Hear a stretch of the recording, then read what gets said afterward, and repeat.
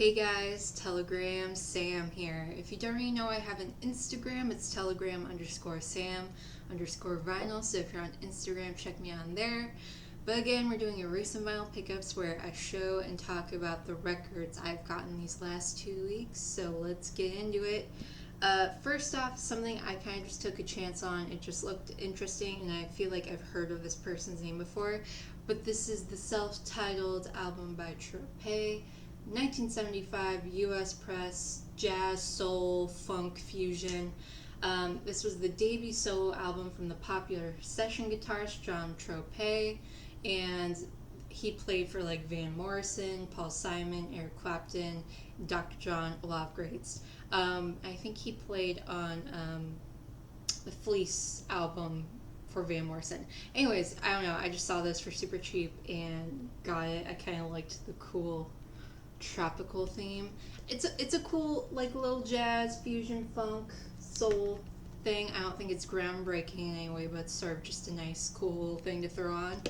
And this one just came on the Marlin label. Next up, we have I Stand Alone by Al Kooper, another great sort of session musician. This is an original 1968 U.S. press rock, R&B, blues. This was his debut solo album. He recorded this after his collaboration with Michael Bloomfield and Stephen Stills on the album Super Session. But he's played with like Bob Dylan. I think he helped form Blood, Sweat, and Tears. But yeah, he's done like a little bit of everything with everyone. But this is a really cool album. It kind of, I feel like it kind of doesn't know what it wants to be. At some points, it's kind of like a California, San Francisco rock album. And sometimes it's like a Wayne Cochran sort of blue-eyed soul album. It kind of goes into all the different directions, but Al Kooper does pull it off really well. So I do like this album. And this one just came on the 2i 360 Sound Stereo Columbia label. And next up, we have Bête Noire by Bryan Ferry, 1987 US press, art rock, synth pop.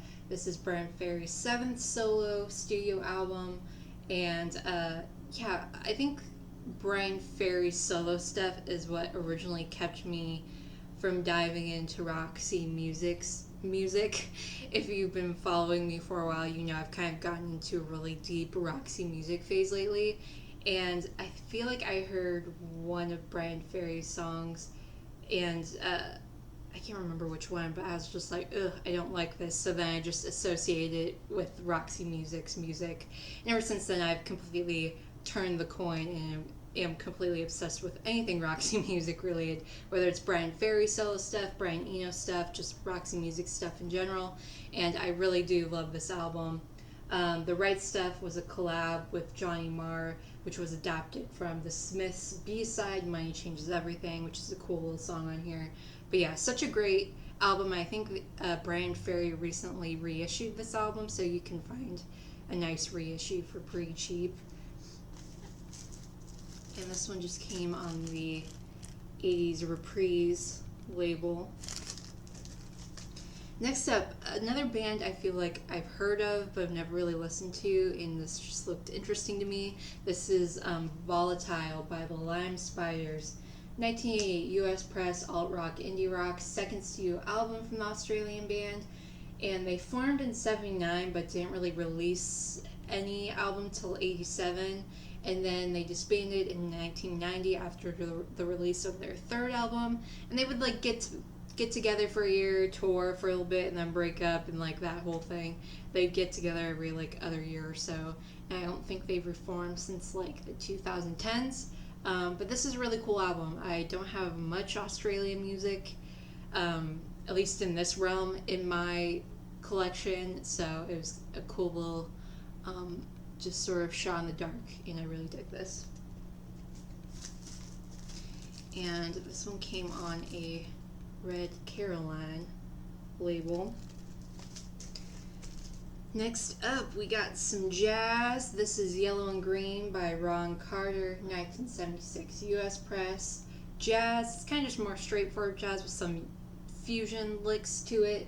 8th studio album from the jazz bassist, and he does a really cool cover of Thelonious Monk's Apostrophe on here.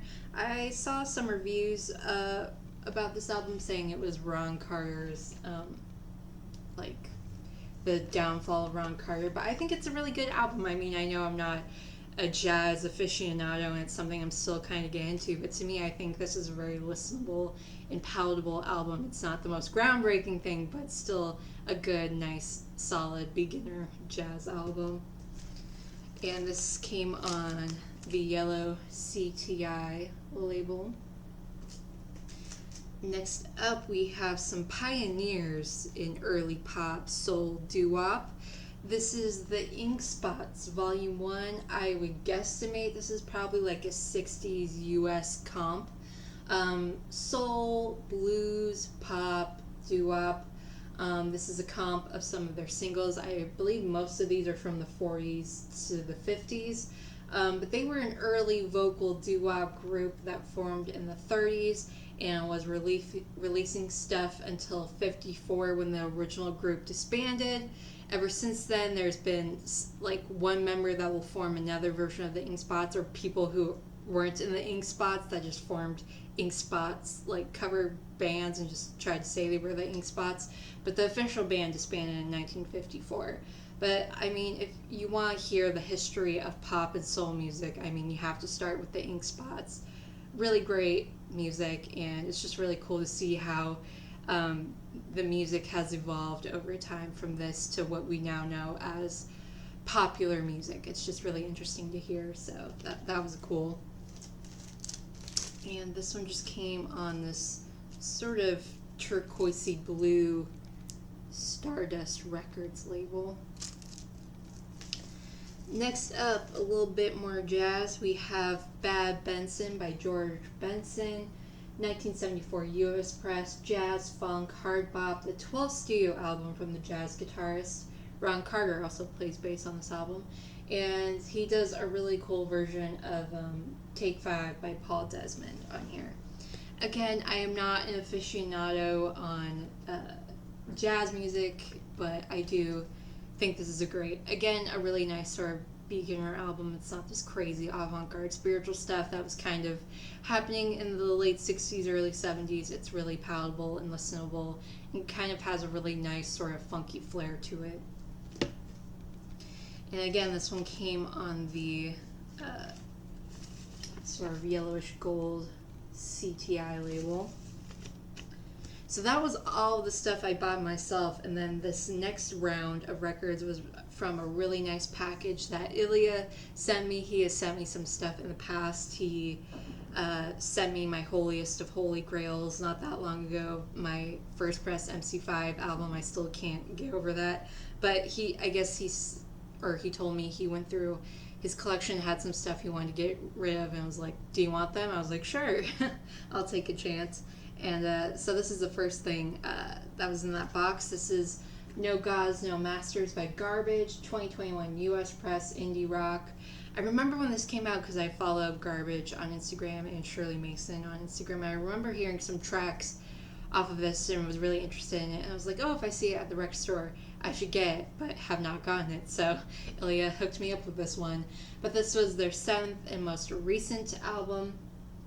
And this is a quote that Shirley Mason said about this album is a critique of the rise of capitalist short-sightedness, racism, sexism, and misogyny across the world. It definitely does deal with all of that, but can kind of get kind of preachy and just like over. It's just not very.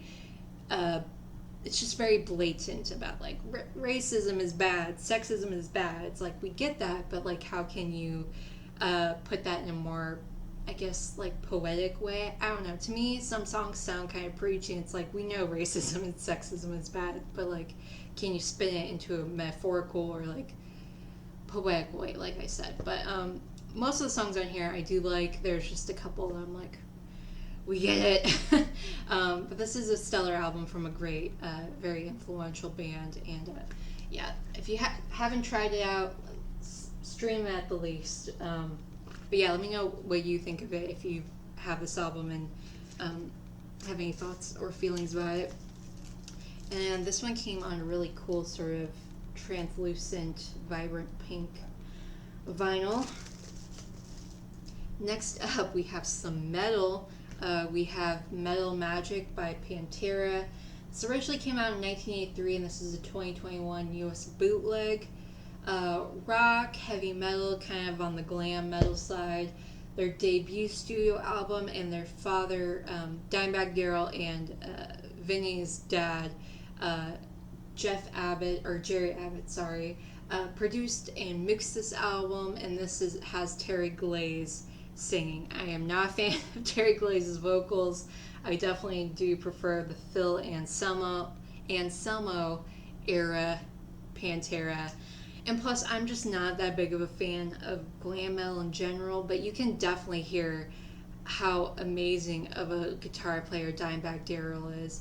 And also the drumming of Vinny and Rex Harrison are just, you can definitely hear the musicianship and how, I think Dimebag was 16 when they recorded this album, and it's just insane to think of. Yeah, I don't know if I'm going to keep this just because it's not really a genre of music I care for. If I found a Cowboys from Hell, like I would probably get that, like the Phil Anselmo stuff, where they got a little bit more groovier and not so glam metal-y. I don't know, I haven't listened to a lot of glam metal that I've really liked. So I don't know if I'll keep this. I might have to give it a few more spins, but we shall see. And again, this one came out cool, sort of translucent pink vinyl. Next up, some more Pantera. This is Projects in the Jungle, 1984. This originally came out, and this is a 2022 bootleg. Again, rock, heavy metal, glam metal. Second studio album, and this again was produced by Jerry Abbott. This is when you could start to hear this more sort of groovy thrasher metal that they would get into in the late 80s, early 90s. But again, it has Terry Glaze singing on it, and I don't know, just his voice it's not good. It sounds like he's trying to do a Rob Halford thing, but he's just not pulling it off. But again, the musicianship is just fantastic on here, so that's why I want to keep it, but I'm like, I don't need it though. I'd rather just have the Phil Anselmo stuff, where they really sort of found their groove and found their niche and really pioneered that whole sort of southern thrasher groove metal thing that they had going on. But it's really good or kind of cool to hear them sort of finding their feet and finding their groove. And this one just came on a blue translucent vinyl. And last but not least, we have some Stones. This is Under the Skin, or Made in the Shade, sorry, by Rolling Stones. This originally came out in 1975, and this is a 1977 US press. Rock, pop, blues. I usually don't keep shrink on things, but it had this really cool sticker on it, and I just didn't have the heart to take it off.